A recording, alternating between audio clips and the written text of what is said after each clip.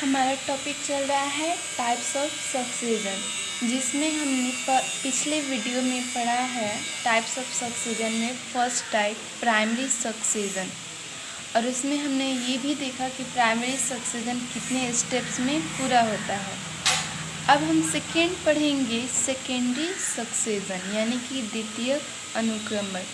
तो सेकेंडरी सक्सीजन क्या होता है?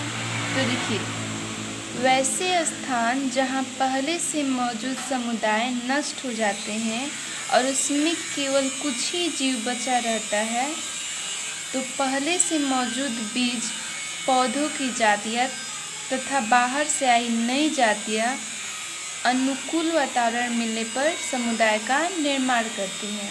देखिए, प्राइमरी में हमने पढ़ा था कि वैसे स्थान पर अनुक्रमण होना जहाँ पहले से कुछ नहीं हो, और इसमें हम पढ़ रहे हैं कि वैसे स्थान पर अनुक्रमण जहाँ पहले से कुछ था और वो नष्ट हो चुका था। ठीक है, तो उसमें से जो बच जाते हैं, जब कुछ जीव बच जाते हैं, पौधे बच जाते हैं और उनसे फिर से नया अनुक्रमण होता है, तो उसे हम कहते हैं सेकेंडरी सक्सीजन।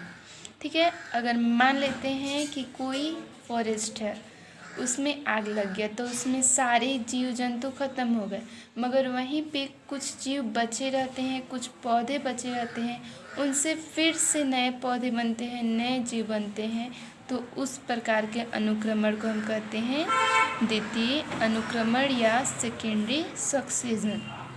ठीक है, थर्ड है स्वजन्य अनुक्रमण या ऑटोजेनिक सक्सीजन। तो ऑटोजेनिक सक्सीजन क्या होता है? तो देखिए, वह अनुक्रमण जिसमें समुदाय खुद इन्वायरमेंट से प्रतिक्रिया कर भौतिक वातावरण में इतना परिवर्तन लाता है कि उनके जगह पर नए समुदाय का आगमन होता है, तो उसे स्वजन्य अनुक्रमण कहते हैं। यानी कि इस कंडीशन में क्या होगा कि ना तो कोई नया जगह होगा और ना तो वहाँ पहले से मौजूद जो भी होंगे जीव या ये वो नष्ट हुए होंगे। यहाँ पे जो पहले से मौजूद होंगे वो रहेंगे ही, और उस कंडीशन में वो क्या करेंगे, अपने इन्वायरमेंट से प्रतिक्रिया कर अपने आप को इतना चेंज कर लेंगे कि वहाँ पे नया समुदाय उत्पन्न हो जाएगा। तो उस प्रकार के अनुक्रमण को हम कहते हैं ऑटोजेनिक सक्सीजन। ठीक है, यानी वह अनुक्रमण या वह सक्सीजन जिसमें समुदाय खुद इन्वायरमेंट से प्रतिक्रिया करता है और अपने भौतिक वातावरण में परिवर्तन लाता है, जिससे कि वहाँ पे नया समुदाय बन जाता है। तो उस प्रकार के अनुक्रमण को हम स्वजन्य अनुक्रमण कहते हैं। फोर्थ है पर्जन्य अनुक्रमण, यानी कि एलोजेनिक सक्सीजन। तो पर्जन्य अनुक्रमण क्या होता है? तो देखिए, वैसा अनुक्रमण जिसमें बाहरी फैक्टर्स के चलते ही पहले से मौजूद समुदाय का विस्थापन हो जाता है, उसे पर्जन्य अनुक्रमण कहते हैं। जैसे हम केमिस्ट्री में पढ़ते हैं विस्थापन अभिक्रिया, तो उसमें हम देखते हैं कि जो ज़्यादा पावरफुल होता है वो कम पावरफुल को रिप्लेस कर देता है।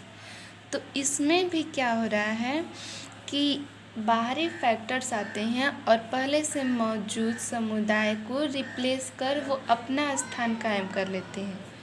तो इस प्रकार के अनुक्रमण को हम कहते हैं पर्जन्य अनुक्रमण। फिफ्थ है स्वपोषी अनुक्रमण, यानी ऑटोट्रॉफिक सक्सीजन।